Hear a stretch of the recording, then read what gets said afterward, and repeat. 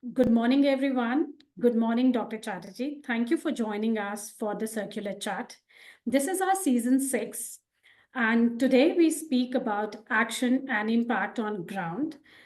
India has made largely many efforts through the policies, through people, through impact to have better impact on environment, on people, on planet, and how the CSRs particularly has made an impact in last 10 years of its mandated regulation is something that we are going to discuss today.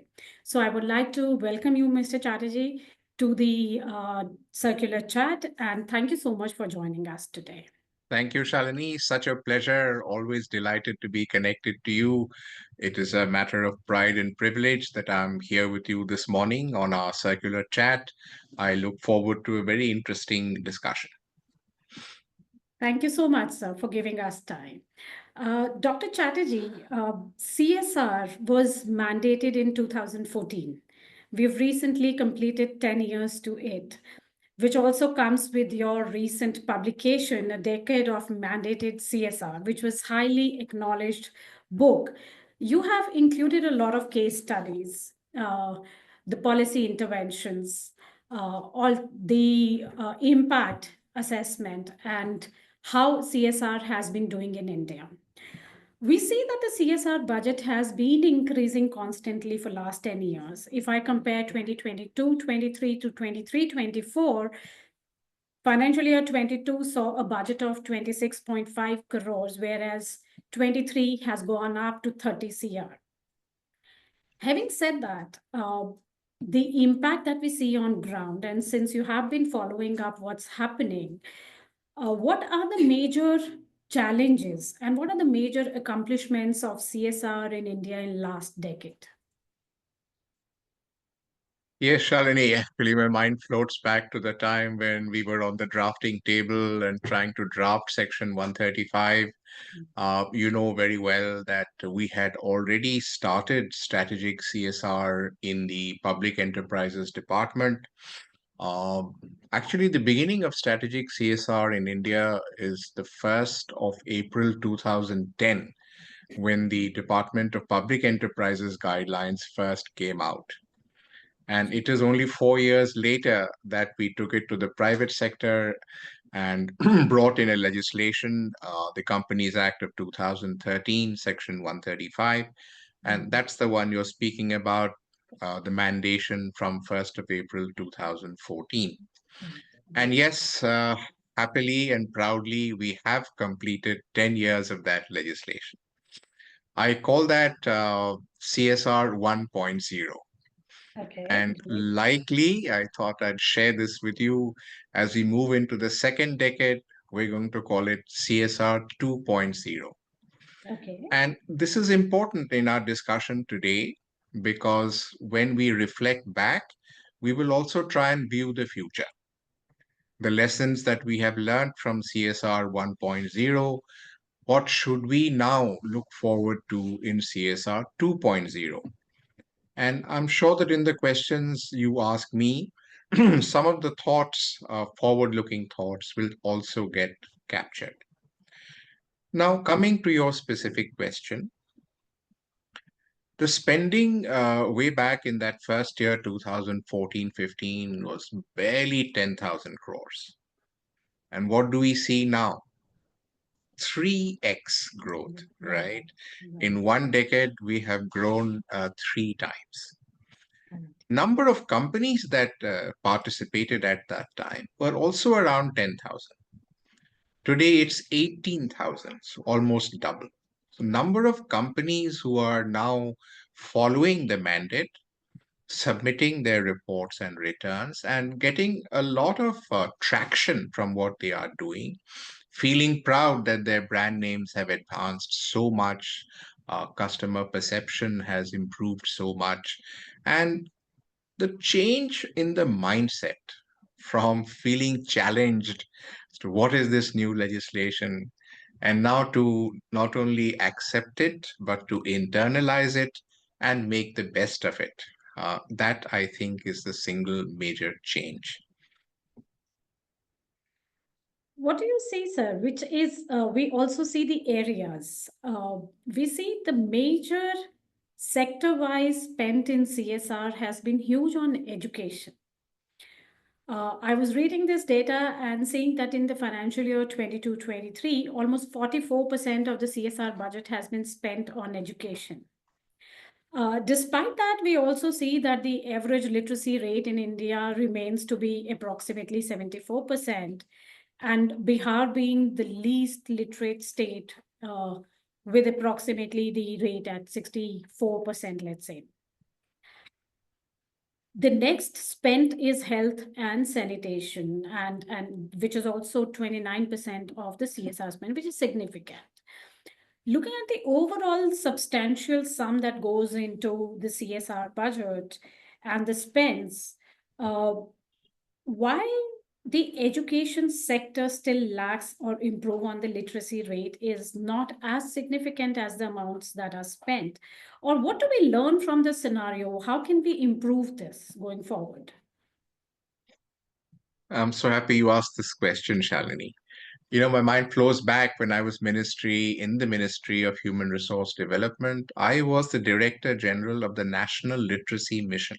Oh, wow. And it is in my time that the census of 2011 had come out, and we had made a tremendous amount of improvement in the Bimaru states, as they were then known, Yeah. and particularly for women's literacy in Jharkhand, in Bihar, in Rajasthan, in Chhattisgarh, all the areas where, literacy was severely challenged. But let me tell you two or three important things, because this is such an important question. Number one, we have not had a national census, which was due in 2021. Right. That hasn't been done because of COVID. And we are now in the process of collecting all the data. So the 2021 census may actually be the 2024 or 25 census. Yeah. When that comes, you will see a significant leap in the overall literacy rate. But when you disaggregate that, you will see a substantial leap in the women's literacy rate. And part of the reason for that would be the CSR education projects that we have taken up. Wonderful. This is part one. But the second part, and that I think is more important, is that gradually you will also see slight decrease in the education spend.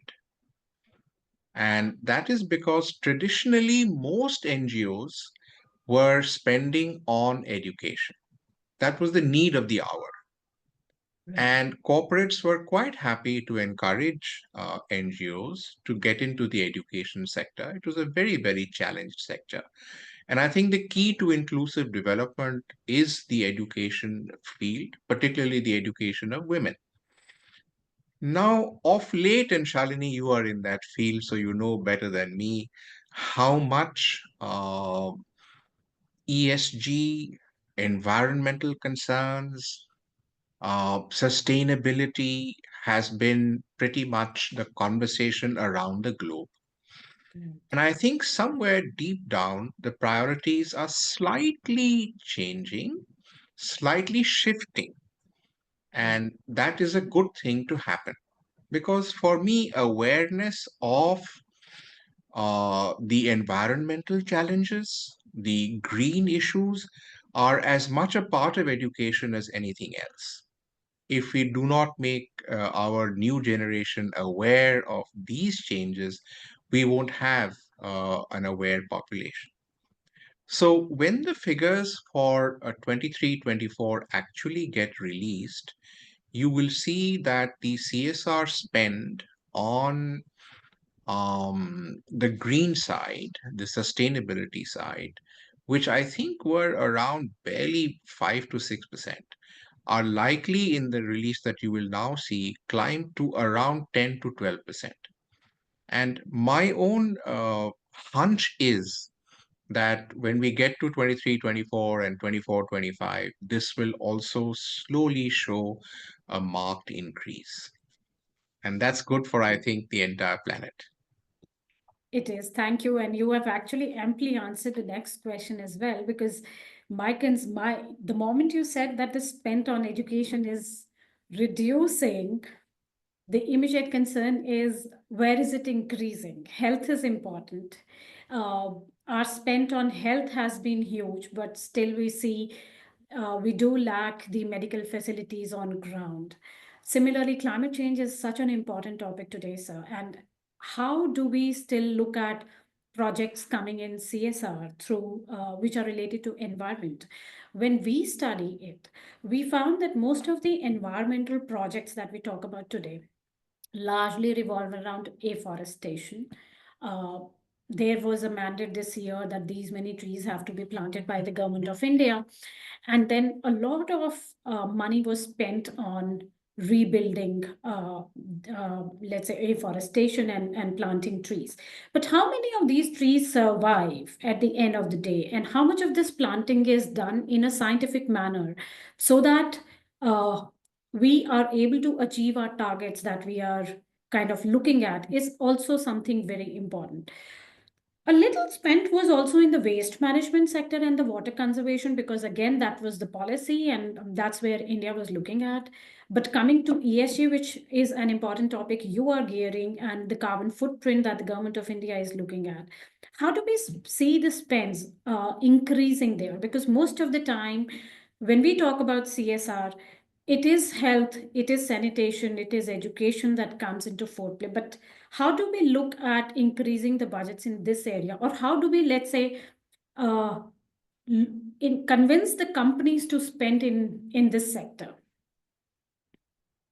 Yeah, okay, let me address that issue in the sequence in which you've asked the questions. First of all, tree plantation is more like a knee jerk reaction. It's also the easiest thing to do. And most people, whether they're NGOs or corporates, at the end, we are all human beings. So we look for easy solutions. And therefore, the boom in what you might call plantations, we have seen that over the last 2 or 3 years. And you are absolutely right. The attrition rate of trees is very high. Yeah. Most of these plantations are unscientific plantations. They are unplanned. They are more, the rains have started in June and they will finish up in August. So, how many millions of trees can we plant? And I think that enthusiasm was okay in its time, but we are now needing to get over that hump. Okay. Uh, we must do only that cultivation which is scientific, which is planned, and where the preservation of those every tree planted is a life. We have to nurture it to its full fruition. Yeah. And therefore many companies are now becoming aware that if at all we do, then we must do it very carefully, preserve it well. And many of the larger companies, and I don't want to name a few right away, I will in due course, but they are now shifting to understanding this area very, very clearly. But yes, we have to move away from that. And we have to address the larger climatic issues. For example, non conventional energy. So, Yeah. if we do solar, if we do wind, if we do other kinds of energy preservation and production of energy, then that would be one major step. And I can see that happening because the government, led by our own prime minister, has laid a lot of stress in this area from his Gujarat background. So Right. a lot of initiative is coming there. Similarly, when you go to waste reduction, recycling of waste, all of that waste management, let's call it, in its entirety, that is picking up a lot of scope.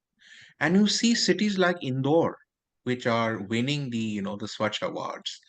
The way they have taken care of their waste management is an example of what the rest of India can also emulate. So a lot of CSR money is going there in these, cutting edge projects, which is very nice to see. So there is a definite shift away from traditional tree planting into improving AQI, looking at better air quality, looking at water conservation, again, a huge area. Many NGOs over the last, I think, 4 or 5 years, the number of NGOs in the water sector would have at least doubled. And the kind of expertise, forget about water ATMs, they were only just the beginning. But today, the kind of techniques that have developed, and we used to think about carbon credits. Today, you get water credits. So that whole sector, and kudos to you, Shalini, because you have been at the vanguard and the forefront of bringing in this whole awareness of climate resilience and changes in the spectrum. And I think a lot of that is flowing into the highest echelons of decision making in the corporate sector and also in the managements of NGOs who work now closely with corporate sector.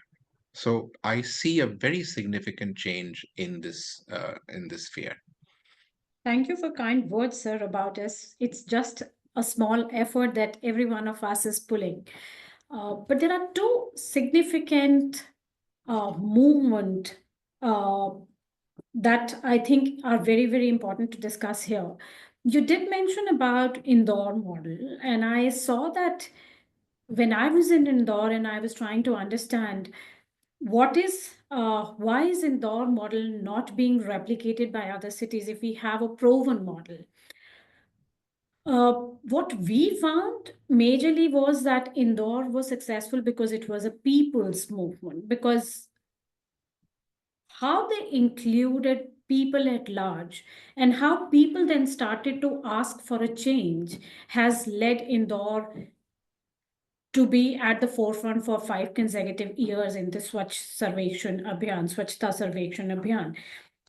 But still, despite Mission Life being announced as one of the major initiative by the government of India at a global level, I still see a huge difference between what we talk and what is happening on ground.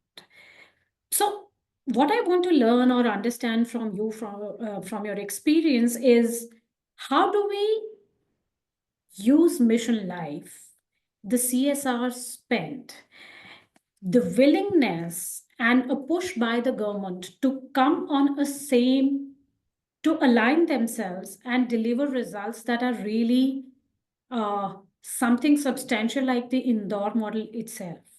How can that happen?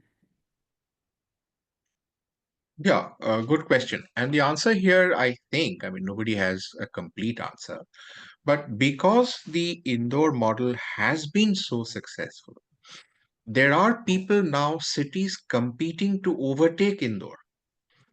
One of the great things that government has done is not just to have a survection, but as a result of that survection, there is a lot of competition in the area. And so other cities are trying to break the stranglehold that Indore has had and to do better than them. So, yeah, competition is one very important element. Number two, as you rightly said, uh, has to be a people's movement. You remember the old Chipko movement where people, clung on to trees to save trees. And I think that sort of a thing is now slowly beginning to come around. It has to be a combination of three things. Mhm. One, the government in terms of the municipality of that city, whether it's tier one, tier two, tier three, doesn't matter. But government, the state government, and that particular municipality is one major element. It must drive, it must lead. If necessary, it must regulate. It must show that it is serious.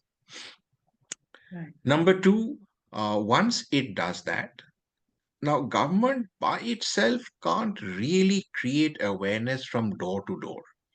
Our prime minister is giving us, so many messages and asking us in this mission life as individuals to bring conservation, preservation into our individual lifestyles And that's contributing in a very big way. But that is not the only answer. So, how do you get the message across to the people? And that can only be done, and I see this in the Indore model, very, very dedicated NGOs. At the end of the day, it is those who live and work among communities, they are the key to change. And that's why my CSR model had corporates and NGOs. Without civil society sector intervention, we can never succeed. So this level of awareness among government and then among the civil society sector, that only can result in a people's movement. But I know that even in the earlier days, we used to always envy Mumbai for its civic sense. We used to always say that people stand in queues, it rains 4 months, but everybody is in time at the office. That level of self discipline, slowly we are seeing in other cities as well. Indore has set an example, but Shalini, I'm confident that there will be other cities also setting benchmarks soon. I'm sure, sir, and we really look forward to that. There are certain cities who are doing particularly well, including Surat, where I had an opportunity to discuss with the mayor and the commissioner, and the efforts that they are putting in everything, including the carbon footprint and how they are kind of working on measuring the carbon impact was wonderful. So definitely, I can see the And municipality. yeah, Shalini, I'm glad I was about to mention Surat as a close competitor. Remember, Surat was the dirtiest city in our country where the plague occurred. Yeah, yeah. And from the plague till today, what a transformation Surat has been. Truly, truly, sir. So we really look forward to those changes in other cities as well. This also brings to me another point, sir, and since we both are from Delhi, we cannot escape the current situation. And this discussion would be half if we would not talk about the current situation in Delhi NCR. We are breathing poison and it's really toxic. Year after year, so much money spent. There are so many policies that have come. This year, Supreme Court has thrashed both the states, Punjab and Haryana. Despite that, we see a lot of communication happening around this issue when we are into it. But then around the year, we tend to kind of forget about it. Once again, looking at the CSR, my constant thinking is why is not more pulled through CSR into this? And why are we not seeking a problem? Is it the will? Is it the lack of the will? Is it a lack of resources, technology, and innovation? Or is it lack of funds? Would you correlate this issue? How do you see we can get out of this to make things better for the next year and the next year and the next year? A very difficult and vexed question, Shalini. If it were easy, it would not have taken us so many years. Agree. Are we making some progress? Reluctantly, yes, but it's too slow to really register. Year after year, the same problem is recurring. What's really lies at the heart of the situation? One is Delhi's own problems, which are not necessarily Punjab or Haryana's. Right. So, in terms of vehicular pollution, how many steps are we taking to what is in our own hands? We can go on blaming outside elements, which is fair enough. They are involved. But how do we now slowly ease off the diesel vehicles? How can we get more, what shall I say, user friendly fuels, biofuels into the mix? How can we get a shift to EVs? Although I think technology will overtake EVs very quickly, and EVs haven't really solved the problem anyway. But whatever technology helps us with. On two wheelers, which are a huge pollutant, can we do battery swapping in a much bigger way? That will really allow, because if you ask me, the battery space is much better for two wheelers, and they are the biggest polluters rather than four wheelers. We already have in Delhi a lot of green buses. The old DTC buses spewing diesel fumes are a thing of the past. So things within us are changing, and I'm sure the speed of change will also improve. Whatever we can do for ourselves. That's part one. Part two is the external factors regarding, the burning of crops in the field, and that to me will only help if the farmer sees for himself that is there a benefit in not doing what I am doing. So some amount of incentivization, some amount of punishment. This year the number of punishments have been higher. But punishing farmers is a hard political act. And the political will stops there because they have their own compulsions. We need to appreciate that. We can curse politicians as much as we like, but at the end of the day, it is governments and politicians who run the space. So yeah, we have got to bring in technologies which are cheap. We have got to bring in compensation to the farmers so he doesn't feel that he's been ripped off. Everybody looks at their own self-interest first, but I do see many things happening in this space. We need to be a little bit more patient, but both will and the nudge by the courts, awareness of people themselves is, I think, building in the right direction. Great, sir. I think that's the need of the hour. With that, I think I will try to ask the last question, which is majorly about once again bringing the focus on the CSR spend. Among the states we in India, there are top five states, including Maharashtra, which has the biggest spend. Maharashtra spends almost 55 billion rupees on INR, yeah, on CSR, followed by Gujarat. Then there is Tamil Nadu, Karnataka, and Delhi as well. But the other states are yet to kind of look at the spends and increasing the spend in a meaningful manner. What is that other states could learn from these states and improve the conditions, specifically looking at the rural urban now, which is fast growing, both in terms of economy as well as in terms of waste which is being created? So how do we look at learning from the best examples or learning from our experiences, which these states could follow and create a bigger impact using the same kind of uh, time ahead, but the money spent on CSR? Shalini, I would say that when we look at the stats to which you have just referred, this is partly because of a geographic factor. Maharashtra is the highest spender because the corporate world is in Mumbai. It is the financial capital of our country. And it is a natural human instinct to spend closest to where we are so that we can supervise it well, connect with it well, and so on and so forth. Yeah, Maharashtra, as you rightly said, is more than 30% of the total CSR spending in this country. right. And the pity is that CSR, which is meant for the marginalized, the poor, and the underprivileged, is actually going to privileged states, so called privileged states. We now need to change that slowly because CSR is a pan India phenomenon. Nobody has asked companies in Mumbai to spend in Maharashtra. They can spend it anywhere they like. The law is free in that. But yes, because the largest concentration of corporates is there, this happens. And to make this worse, the eight sisters of the Northeast put together get only 0.9% of the total CSR spending of this country, less than 1%.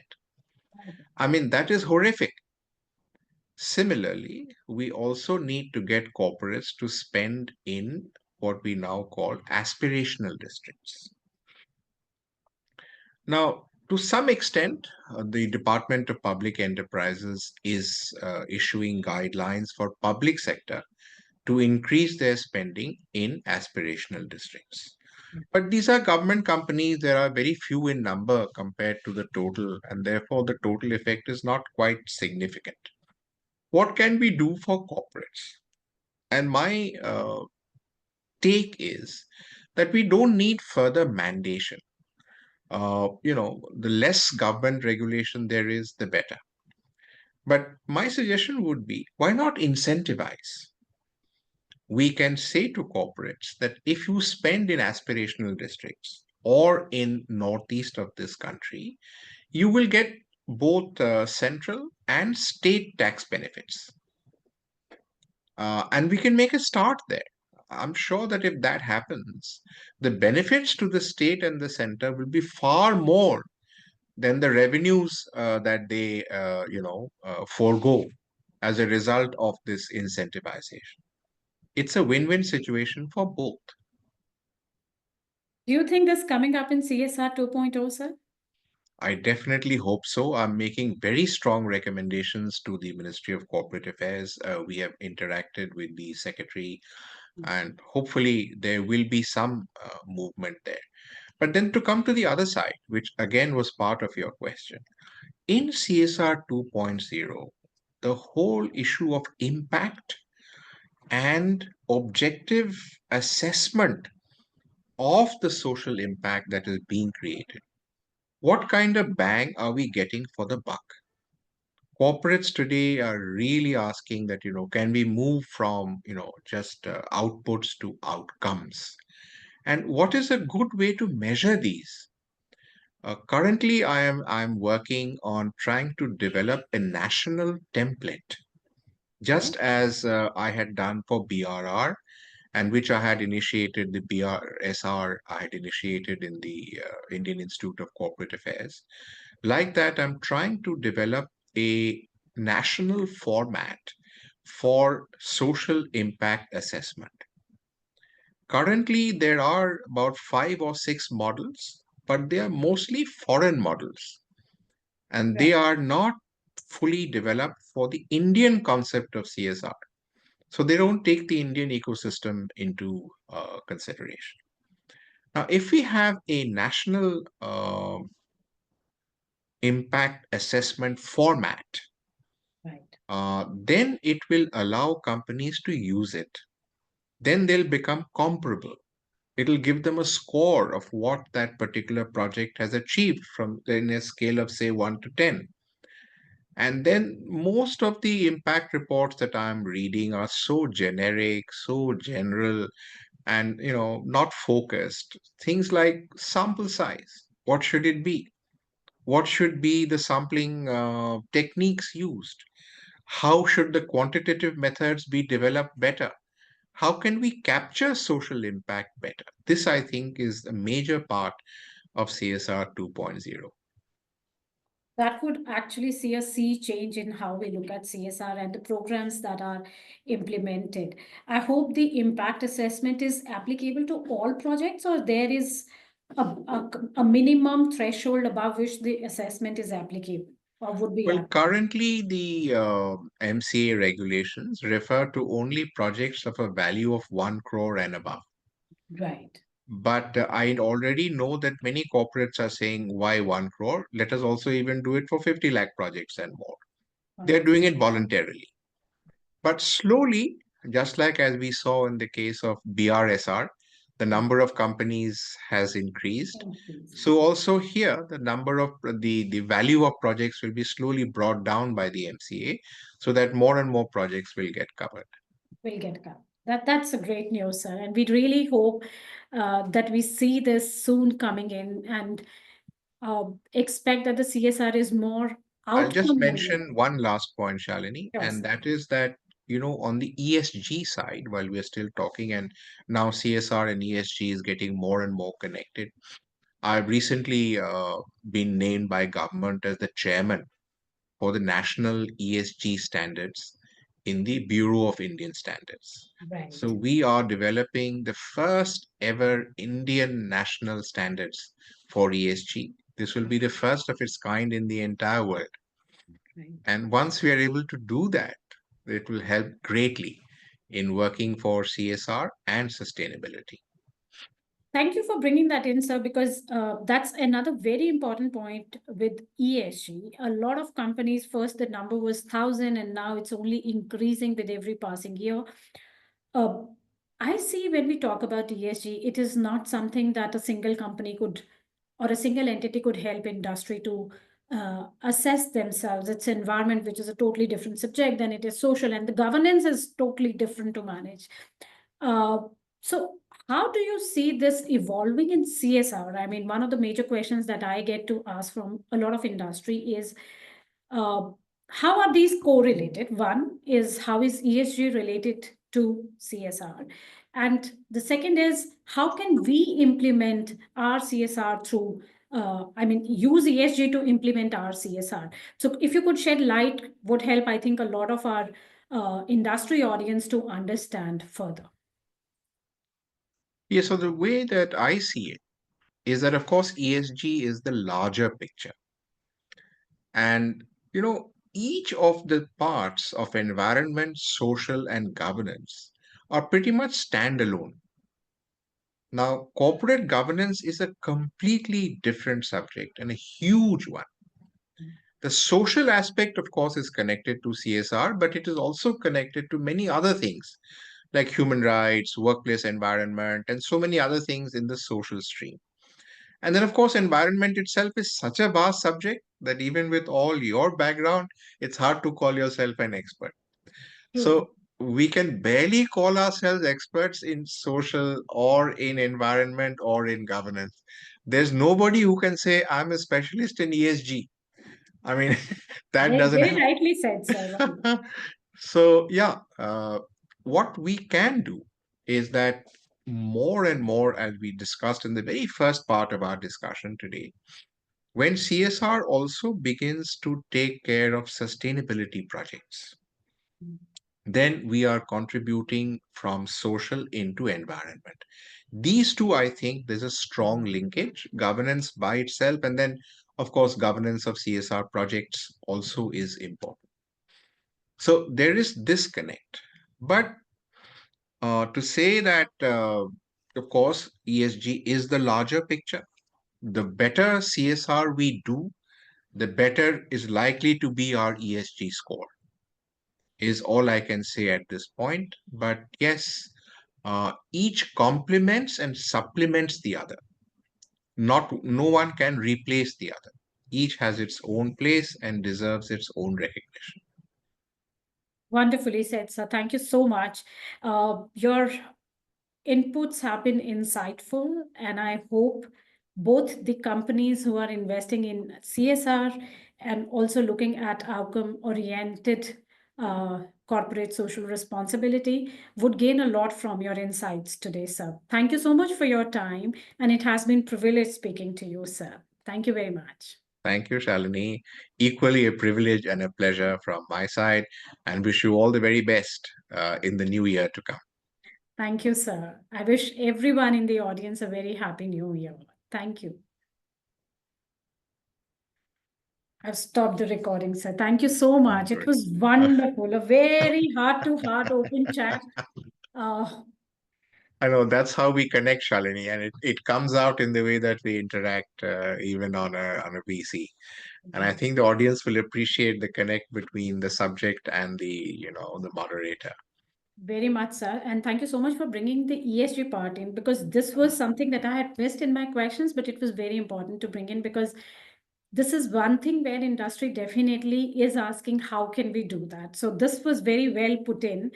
And I believe it was wonderful. Anything that you have, any recommendations, any feedback on this, sir? No, I think it went beautifully. If you keep this up, this will really go somewhere. This series of talks on the circular chat is going to go viral, I think. It would be. So that's what we try to do. Hmm. Circular chat is really something that we really look forward to. And that's why I said you should be the first one on the action and impact when it is. I have no one else on my mind. It is only Dr. Chatterjee who has to be there. Thank you, Thank you so Shalini. much, sir. Thank you for being there. Let's connect in the new year and catch Absolutely. up. We have not had any meeting for a very long time. You've been gracious enough to allow me to use your office once, Oh, but sir. Sir, please, Sharminda nahi kijiye. Anytime you need, sir, do let me know just in advance so thank that you. we kind of keep ourselves work from home that day. We'll take the liberty of working from home. Okay, Shalini, bye for now. Thank Again, you a so very, much, very sir. happy Wish you a New very Year. happy new year to you and your family, sir. Take Take care. care. Bye. Bye.